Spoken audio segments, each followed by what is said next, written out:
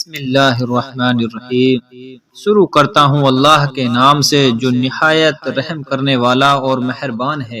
بزرگ اور عزیز ساتھیوں، آج کی ویڈیو میں ہم آپ کو شیطان کے تیروں میں سے ایک تیر نظر ہے، اس کے بارے میں بتائیں گے۔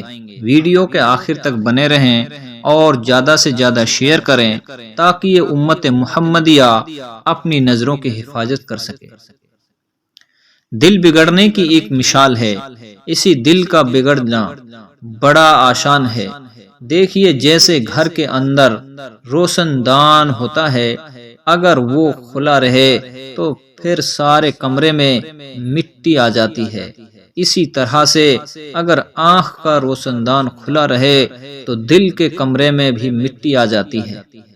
اور آج کل کے نوجوانوں کا تو یہ حال ہے کہ ان کی آنکھ کا روشن دان بند ہی نہیں ہوتا۔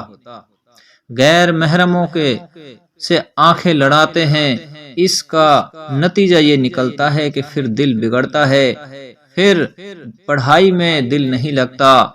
اس کی پہچان یہ ہے کہ حافظہ کمزور ہو جاتا ہے اور جو پڑھتے ہیں وہ بھول جاتے ہیں۔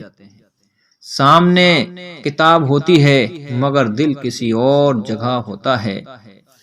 اور ایک حدیث کا مفہوم ہے کہ نظر جو ہے شیطانوں کے تیروں میں سے ایک تیر ہے۔ اگر ہم نے اس کی حفاظت نہ کی، اگر ہم نے اس کو صحیح استعمال نہ کیا، اگر ہم نے اس کو نیچا نہیں رکھا تو یہ ہمیں جہنم کے گڑھے میں گرا دے گی۔ اور اگر ہم نے اس کی حفاظت کی، غیر محرموں کو نہیں دیکھا اور اس کی حفاظت کی، قرآن کی تلاوت اس سے کی ہم نے، تو پھر یہ ہمیں جہنم سے بچا کر جنت میں لینے والی بن جائے گی۔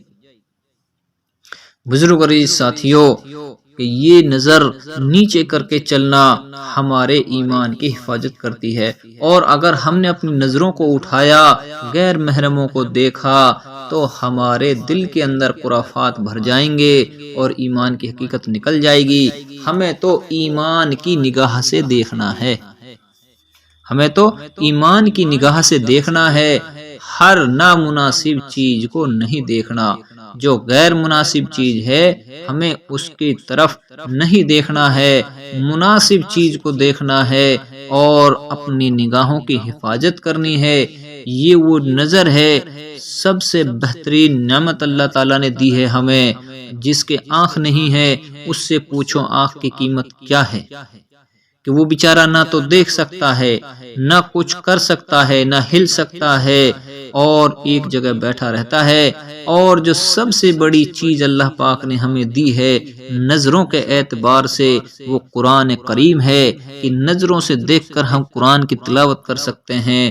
عزیز اور ساتھیوں، ایک بزرگ آدمی تھا، اس کو قرآن پڑھنا نہیں آتا تھا، لیکن وہ قرآن کے حروفوں کے اوپر انگلی پھیرتا جاتا تھا اور کہتا تھا ہاجا ما رب کلام، یہ میرے رب کا کلام ہے، یہ میرے رب کا کلام ہے۔ اللہ تبارک تعالیٰ نے اس کے اس عمل کو اس طرح پسند کیا، اس طرح قبول کیا کہ اس کی مغفرت کر دی۔ عزیز اور ساتھیوں، ہمیں چاہیے ہم اپنی نگاہوں کی حفاظت کریں اور ان کا صحیح استعمال کریں۔ اللہ تبارک تعالیٰ کہنے سننے سے زیادہ عمل کرنے کی توفیق عطا فرمائے، آمین۔